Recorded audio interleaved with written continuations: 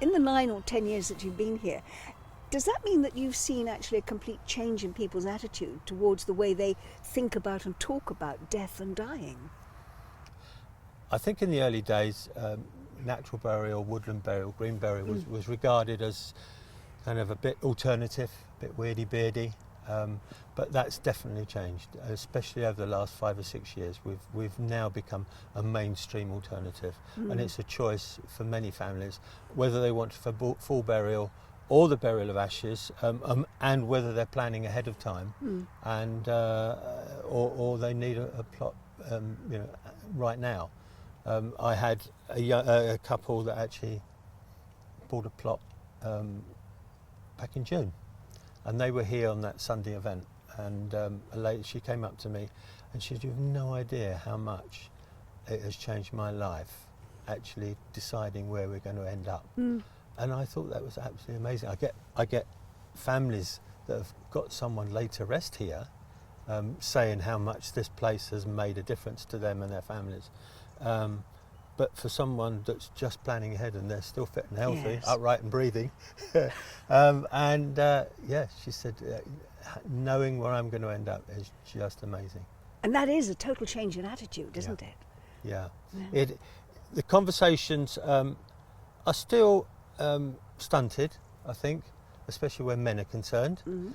They are more of a, don't want to think about it, I'll be dead, let the family sort out, or I'll put me in a bag and throw me in a skip. Well, not very nice, No. not legal. No. But yes, this conversation is definitely getting easier, but it's still a constant theme of a lot of the talks and presentations I do. Yeah. But you must have also seen that there's been a change of attitude when people, whether they're buried or cremated, where they want somewhere specific to put their loved ones, not necessarily in a cemetery, which has been traditionally where people have been put, but they want somewhere special that they can come and visit, that has the feel and the, if you like, the aura of the person, of their loved one that they're leaving behind. And that's why places like Clandonwood, presumably, are now thriving. I love that word, aura. That's great. Yes, and without a doubt, but in the early days, it was quite surprising how many people wanted to lay their ashes to rest here. I mean, it seems fairly incongruous. You've got a natural burial ground, and families are choosing cremation. But that's the way of the world. You can't change people's views about how they want their body disposed of.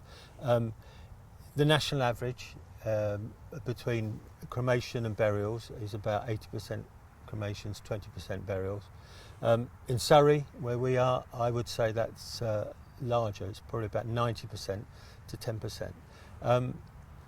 And we do cater for them more and more now, because we're actually having more cremation services, where people don't want to attend the crematorium, so they can have a longer service with us, either with the coffin or with the ashes. So the coffin will come here, they'll have a normal service, a service of their choosing and of their design, where they can spend as much time as they want, pretty much.